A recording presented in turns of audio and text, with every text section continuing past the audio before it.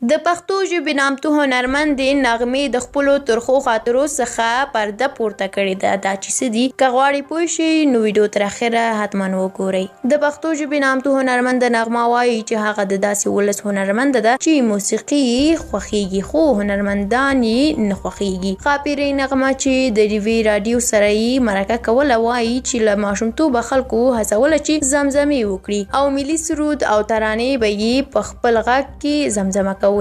هغه وړاندې وایي چې په پیل کې ورته ډېرې ستونزې وي. هغه وایي چې د اوسنیو هنرمندانو تر شا یې کورنۍ ولاړې دي خو زموږ په وخت کې کورنۍ نجونې دې ته نه پرېښودې چې موسیقي ته دې راشي نو له کور څخه ډېره وهل شوې ده. نغمه زیاتوي چې خپل ورور د مکتب څخه هم په کور کېنولې وه. که څه هم هغه په مکتب کې ډېره لایقه وه خو ورور یې مکتب ته نه پرېښوده. هغه وایي له موسیقي سره یې ډېر شوق و او له ډېرو سختو وروسته دې نړۍ ته راغلې ده.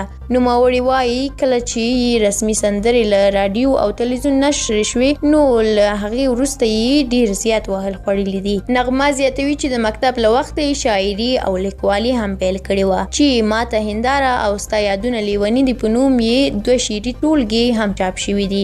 نوموړې بیا زیاتوي چې د هغه خلکو هنرمنده ده چې د هنر په قدر نه پوهیږي.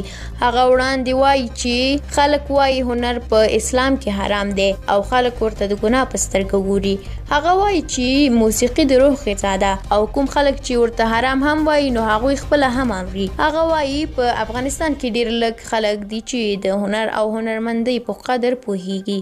نغمه زیاتوي چې په لر او بر پښتنو کې د هنر نړۍ د ښځو لپاره ډېره سخته ده ځکه ډېرې ښځینه هنرمندې یا خو موسیقي ته نشي راتلی او که راشي هم نو ژر بیرته په کور کېنول کېږي.